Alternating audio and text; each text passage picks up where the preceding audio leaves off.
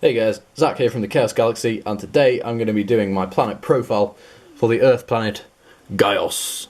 So yeah, anyway, it's this planet here, like I was saying before, the one that looks like Earth. There are some things that are different than Earth on it. I'll just go into a little bit of detail on the planet itself.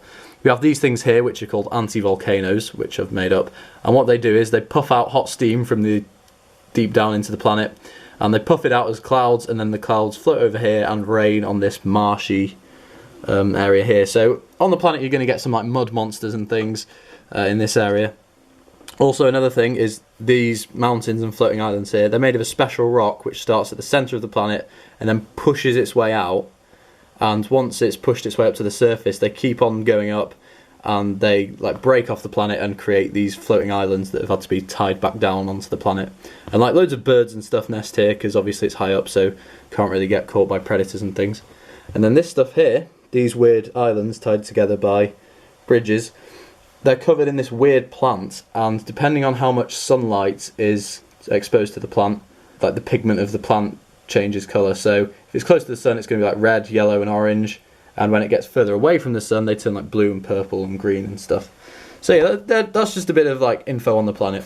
And the way that the planet works, it's all about combos, because it's like planet Earth and nature, and like everything works in harmony together.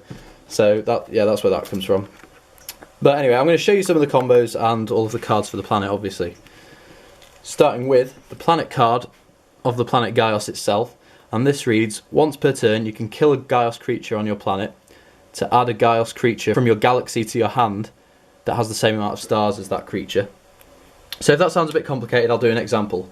First card here is Hoblog. He's a 2-star with 30 power and 180 health. Gaios' ability, you kill your Hoblog, and you get to add another 2-star Gaios creature from your planet, from your galaxy to your hand. So you could go for something like Floop, which has 90 power as opposed to Hoblog's 30, and then yeah, you can play that and do some funky moves. I don't know. There's the first two guys, Floop and Hoblog, or 2 stars for the planet. Next up we have a 3-star Trekker Trenk with 130 power, 180 health and no ability. Next up, we've got 4-star, who is it's probably my favourite card for the planet so far. He is Scythe Sect, which is an insect that you find in the forests and stuff, and it has these big scythes on its hands that can cut down trees and things. Yeah, he's pretty cool. He's got 230 power and 160 health. Next up, I'm going to show you the boss monster for the planet. He's an 8-star, and I haven't actually shown you any cards with as many stars as 8 before. So this is the first one. And his name is Matthias the Devourer. As you can see, he's a huge sort of carnivorous plant man thing with loads of mouths and thorns and tentacles. So yeah, 8 stars, you can count them. He's got 420 power, 350 health, which is the highest power that I think I've shown you so far. And he still has really good health. And he's only a rare, so he's not that difficult to get. Next up, we've got the final regular creature for the planet.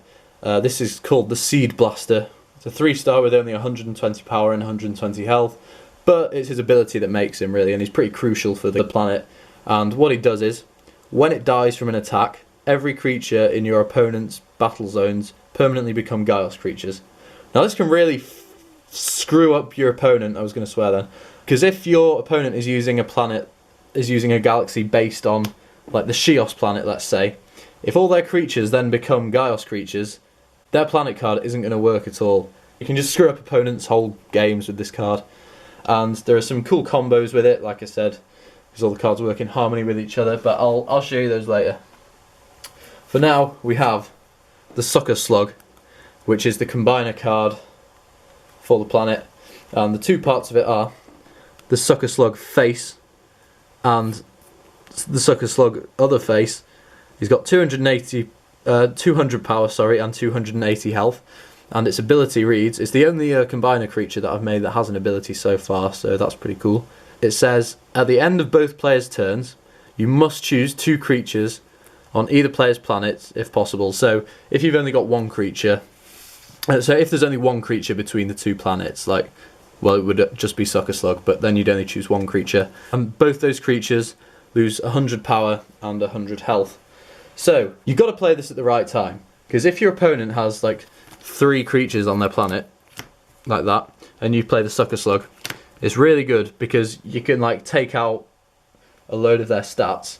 However, if your opponent has nothing on their planet and you have, let's say, 2 of your own creatures, you have to use Sucker Slug's ability to suck the power and health from something. So you'd have to like weaken your own creatures, if you get me.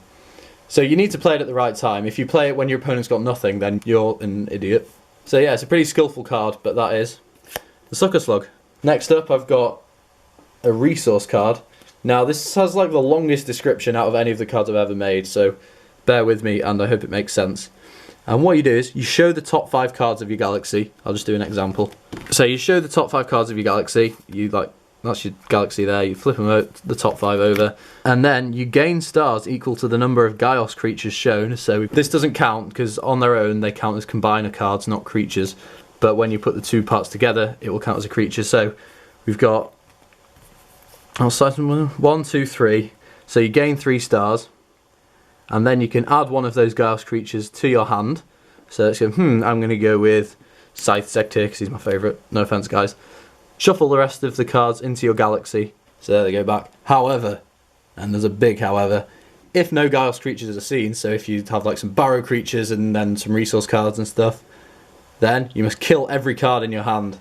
So there's a bit of a risk when you play this, the magical Zemelian tree. Because you know, you could end up with all your cards dead. But it can be good if there's a certain card in your galaxy that you want to draw into and you haven't got it. So yeah, that is the magical Zemelian tree. Next up we have this card called Acid Stalk Cloud. And as you can see there's a very pissed off Seed Blaster because he's being rained on. And what it says is, attach only to a Gaios creature. And every time a player's turn begins, the player who is in control of the attached creature loses 2 points. Now that's a really powerful ability, like losing 2 points a turn, both players' turns, is really bad. So what you do is, this is the card that works really well with Seed Blaster. When you use Seed Blaster's ability to make your opponent's cards Gaios creatures, you can attach one of those creatures to Acid Stalk Cloud and just leave it sat there on your opponent's board whilst they're losing 2 points every turn, and you can just laugh at them.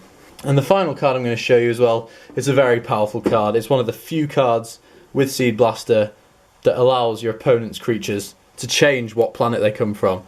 And now it's a very interesting device created by the top scientist from the planet Barrow, and it is the semi-omniplanetary disguise. And it reads, the attached creature becomes a Barrow, Syndian or Gaios creature. So yeah, this is another card that works really well with the Acid Stalk Cloud. You just attach an opponent's creature to your semi... Oh, that's so hard to say.